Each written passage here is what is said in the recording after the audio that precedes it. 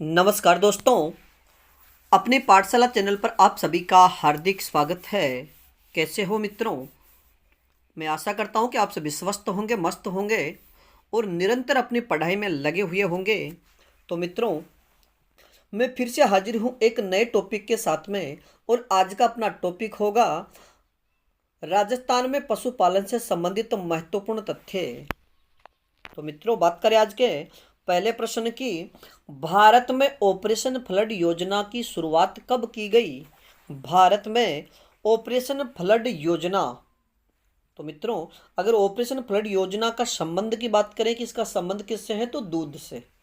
तो operation flood योजना की शुरुआत कब की गई? तो इसका सही उत्तर होगा 1970 में। अगला प्रश्न, ऑपरेशन फ्लड की शुरुआत किसके द्वारा की गई? यानी भारत में ऑपरेशन फ्लड की शुरुआत किसके द्वारा की गई? तो इसका सही उत्तर होगा डॉक्टर वर्गीज कुरियन के द्वारा। अगला प्रश्न, 20वीं पशु गणना के अनुसार राजस्थान में सर्वाधिक गायें पाई जाती है। यानी 20वीं पशु गणना 2019 के अनुसार राजस्थान में सर्वाधिक जो गायें हैं वह किन जिलों में पाई जाती है या पाई गई? तो इसका सही उत्तर होगा बीकानेर, जोधपुर, बाड़मेर और उदयपुर में। यानी 20वीं पशु गणना के अनुसार बीकानेर, जोधपुर, बाड़मेर और उदयपुर में सर्वाधिक गायें पाई जाती है। अगला प्रश्न, पशुओं में दूध निकालने की सबसे उपयुक्त विधि कौन सी है? यानी जब जितने भी चौपाया पशु है, यानी जितने भी ये जानवर है, जो पालतू जानवर, इनमें दूध निकालने की जो सबसे उपयुक्त विधि है वह कौन सी है? तो इसका सही उत्तर होगा पूर्ण हस्त दोहन विधि। यानी जो हाथों से दूध निकाला जाता है यही सबसे उपयुक्त विधि है। अगला प्रश्न, पशुओं को जमीन पर गिराना क्या कहलाता है? यानी पशुओं को वश में करने के लिए उनको जब जमीन पर गिराया जाता है उसे क्या कहते हैं? तो इसका सही उत्तर होगा कास्टिंग। बात करें अगले प्रश्न की। ललाट पर उभार गाय की किस नस्ल में होता है? यानी राजस्थान में पाई जाने वाली या भारत में पाई जाने वाली जो गायें हैं उनमें से वह गाय की नस्ल कौन सी है जिसके ललाट पर उभार पाया जाता है? तो इसका सही उत्तर होगा हरियाणवी नस्ल की गायें। अगला प्रश्न, राजस्थान में सर्वाधिक मुर्गियां कहाँ पाई जाती है? राजस्थान में सर्वाधिक मुर्गियां कहाँ पर पाई जाती है? तो इसका सही उत्तर होगा अजमेर और बांसवाड़ा जिलों में। अगला प्रश्न, 20वीं पशु गणना के अनुसार राजस्थान में सर्वाधिक भेड़ किस जिले में पाई जाती है? यानी 20वीं पशु गणना 2019 के अनुसार अगर हम बात करें कि राजस्थान के वे जिले कौन से हैं जहां पर सर्वाधिक भेड़ें पाई जाती है, तो इसका सही उत्तर होगा बाड़मेर, जैसलमेर, पाली और बीकानेर जिले। यानी सर्वाधिक भेड़ों वाले जिले बाड़मेर, जैसलमेर, पाली और बीकानेर हैं। अगला प्रश्न, भैंस के प्रथम क्लोन का नाम क्या है? यानी भैंस का जो प्रथम क्लोन है उसका नाम क्या है? तो इसका सही उत्तर होगा गरिमा। बात करें आज के अगले प्रश्न की। विश्व में भैंस का प्रथम क्लोन तैयार करने वाला देश कौन सा है? तो इसका सही उत्तर होगा भारत। और मित्रों, याद रखिएगा कि विश्व में भैंस का प्रथम क्लोन तैयार करने वाला जो भारत है, और भारत तो है ही, लेकिन अगर उस क्लोन की बात करें तो उसका नाम होगा गरिमा। बात करें आज के अगले प्रश्न की। गाय के मांस को क्या कहते हैं? गाय के मांस को क्या कहते हैं? तो इसका सही उत्तर होगा बीफ। अगला प्रश्न, गाय, भैंस व बकरी में स्थायी दांतों की संख्या होती है। यानी गाय, भैंस व बकरी में स्थायी दांतों की संख्या की बात करें तो मित्रों इसका सही उत्तर होगा 32। अगला प्रश्न, 20वीं पशु गणना के अनुसार राजस्थान में सर्वाधिक बकरियां किस जिले में पाई जाती है? यानी 20वीं पशु गणना के अनुसार अगर बात करें कि राजस्थान में सर्वाधिक बकरियां किस जिले में पाई जाती है, तो इसका सही उत्तर होगा बाड़मेर, जोधपुर, उदयपुर और नागौर जिले में। सर्वाधिक बकरियों वाले जिले बाड़मेर, जोधपुर, उदयपुर और नागौर है। बात करें आज के अगले प्रश्न की, भेड़ के मांस को क्या कहते हैं? यानी गाय के मांस की हमने पहले चर्चा की, तो गाय के मांस को बीफ कहा जाता है। लेकिन अब प्रश्न है भेड़ के मांस को क्या कहते हैं? तो इसका सही उत्तर होगा मटन। मित्रों याद रखिएगा कि मुर्गियों का जो मांस है उसे चिकन कहा जाता है, यानी चिकन कहा जाता है, और भेड़ के मांस को मटन और बकरी के मांस को भी मटन ही कहा जाता है। बात करें आज के अगले प्रश्न की, पशुओं में सींग हटाने को क्या कहते हैं?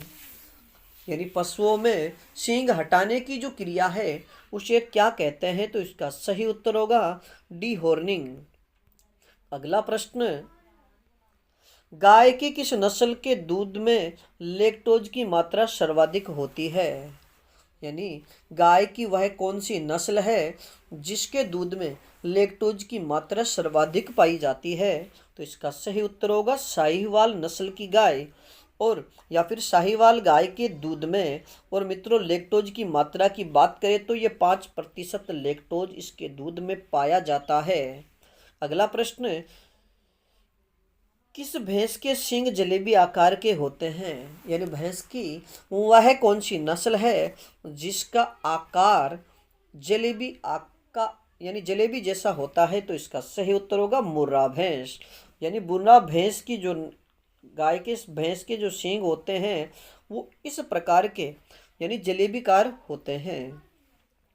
अगला प्रश्न, दूध की रानी बकरी की कौन सी नस्ल को कहते हैं? यानी दूध की रानी बकरी की कौन सी नस्ल को कहते हैं? तो इसका सही उत्तर होगा सोनेन। मित्रों याद रखिएगा कि जो सोनेन नस्ल की बकरी होती है ये सर्वाधिक दूध देने वाली नस्ल है। अगला प्रश्न, राजस्थान की मेरिनो किसे कहा जाता है? तो इसका सही उत्तर होगा चोकला भेड़ को। मित्रों याद रखिएगा कि जो चोकला भेड़ है इसे राजस्थान की मेरिनो कहा जाता है। अगला प्रश्न, चोकला नस्ल राजस्थान के किस क्षेत्र में पाई जाती है? कि चोकला नस्ल की जो भेड़ है ये राजस्थान के किस क्षेत्र में पाई जाती है? तो इसका सही उत्तर होगा शेखावाटी क्षेत्र में।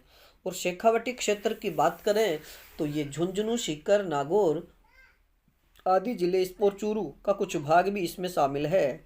बात करें आज के अगले प्रश्न की, पशुओं में मिल्क फीवर किस तत्व की कमी के कारण होता है?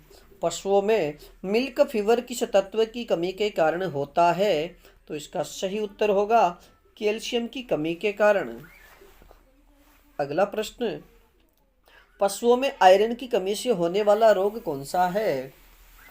पशुओं में आयरन की कमी से होने वाला रोग कौन सा है? तो इसका सही उत्तर होगा थनैला। मित्रों याद रखिएगा कि पशुओं में अगर आयरन की कमी हो जाती है तो इनकी गाय जो भी पशु है उनके जो थन है यानी जो स्तन है उनमें रुकावट हो जाती है और उनमें थनैला रोग उत्पन्न हो जाता है। बात करें अगले प्रश्न की, बकरी की बीटल नस्ल की उत्पत्ति स्थल है? बकरी की जो बीटल नस्ल है उसका उत्पत्ति स्थल कौन सा है? तो इसका सही उत्तर होगा गुरदासपुर, पंजाब में। अगला प्रश्न, सबसे उत्तम किस्म की ऊन देने वाली भेड़ की नस्ल कौन सी है? यानी सबसे उत्तम किस्म की ऊन देने वाली भेड़ की नस्ल कौन सी है? तो इसका सही उत्तर होगा मेरिनो। अगला प्रश्न, थार पारकर गाय का नस्ल सुधार प्रजनन केंद्र स्थित है। थार पारकर गाय का नस्ल सुधार जो प्रजनन केंद्र है वह कहाँ पर है? तो इसका सही उत्तर होगा सूरतगढ़, श्री गंगानगर में। अगला प्रश्न, पालतू पशुओं में किसके दूध में सर्वाधिक विटामिन सी पाया जाता है? यानी जितने भी पालतू पशु है उनमें से वह पशु कौन सा है जिसके दूध में सर्वाधिक मात्रा में विटामिन सी पाया जाता है? तो इसका सही उत्तर होगा ऊँटनी के दूध में। अगला प्रश्न, पशु के नाक में सीटी का बजना किस रोग का लक्षण है? पशु के नाक में सीटी का बजना किस रोग का लक्षण है? तो इसका सही उत्तर होगा गल घोंटू रोग का। अगला प्रश्न, मुर्गी की किस नस्ल का रंग व मांस काला होता है? यानी मुर्गी की वह कौन सी नस्ल है यानी जिसके खून का रंग, खून के रंग की बात कर लो, चाहे मांस की बात कर लो, चाहे उस मुर्गी के रंग की बात कर लो, वो काला ही होता है। तो इसका सही उत्तर होगा कड़कनाथ। अगला प्रश्न, भेड़ की नस्ल जो लंबा सफर तय करने वाली है, यानी भेड़ की वह कौन सी नस्ल है जो लंबा सफर तय करने में सक्षम है? तो इसका सही उत्तर होगा मारवाड़ी नस्ल। अगला प्रश्न, पिछली टांगों पर घने बाल किस बकरी की पहचान है? यानी बकरी की वह नस्ल कौन सी है जिसकी पिछली टांगों पर सर्वाधिक बाल या घने बाल पाए जाते हैं? तो इसका सही उत्तर होगा जमनापुरी। तो मित्रों, आज के लिए इतना ही। बाकी फिर मिलेंगे एक नए टॉपिक के साथ। तब तक आप अपने अध्ययन में जुटे रहिएगा और इस श्रृंखला को अधिक से अधिक अपने मित्रों तक शेयर जरूर कीजिएगा। धन्यवाद।